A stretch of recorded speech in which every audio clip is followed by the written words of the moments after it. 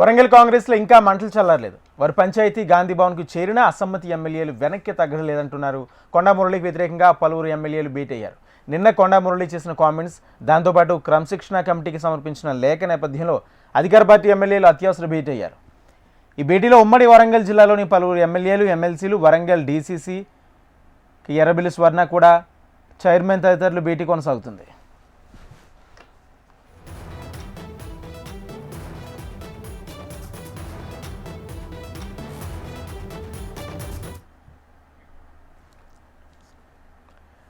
Right, Warangal కాంగ్రెస్లో ఇంకా మంటలు చల్లారడం లేదు.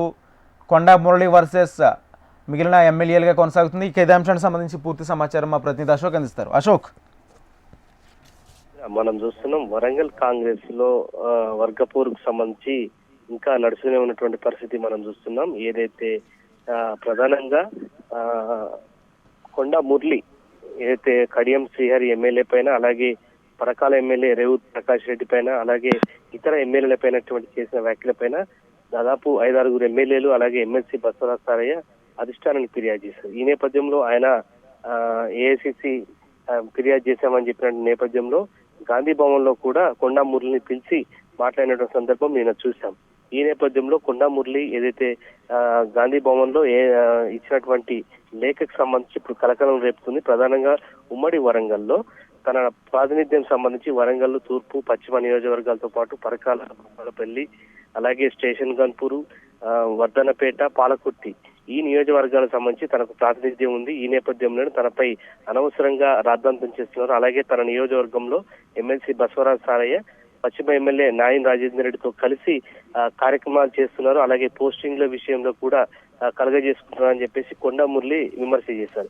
ఈ నేపథ్యంలో ఇవాళ తాజాగా మరొకసారి పశ్చిమ ఎమ్మెల్యే నాయన్ రాజేందర్ ఇంట్లో బసవరాజ్ సారయ్యతో పాటు 1-2 ఎమ్మెల్యేలు కూడా హాజరై భవిష్యత్ కార్యాచరణకు సంబంధించి చర్చిస్తున్నారు. ప్రధానంగా కొండా మురళి, కొండా సురేఖ మంత్రి సంబంధించినటువంటి విషయంలోనే ఈ ఎమ్మెల్యేలంతా కూడా తమ అసమ్మతిని వినిపిస్తున్నారు. ఇవాళ మళ్లీ భేటీ కావడం ప్రాధాన్యతను సంతరించుకుంది. వరంగల్ కాంగ్రెస్ లో ఇంకా వర్గపోరుకు సంబంధించి ఇప్పట్లో సమస్యపోయే పరిస్థితి లేదు. దీనికి సంబంధించి వేం నరేందర్ రెడ్డి, ప్రభుత్వ సలహాదారుగా ఉన్నటువంటి వేం నరేందర్ రెడ్డి కూడా అసమ్మతి వర్గానికి కొమ్ము కాస్తున్నారని చెప్పేసి కొండా మురళి వర్గం ఆరోపిస్తుంది. ఈ నేపథ్యంలో ఇవాళ నాయన్ రాజేంద్ర రెడ్డి ఇంట్లో భేటీ అయినటువంటి సందర్భంలో ప్రాధాన్యత అయితే ఏర్పడింది. రాజేంద్ర,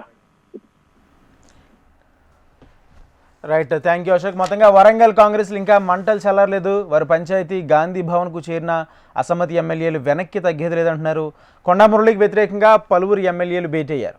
నిన్న కొండా మురళి చేసిన కామెంట్స్, దాంతోపాటు క్రమశిక్షణ కమిటీకి సమర్పించిన లేఖ నేపథ్యంలో అధికార పార్టీ ఎమ్మెల్యేలు అత్యవసర భేటీ అయ్యారు.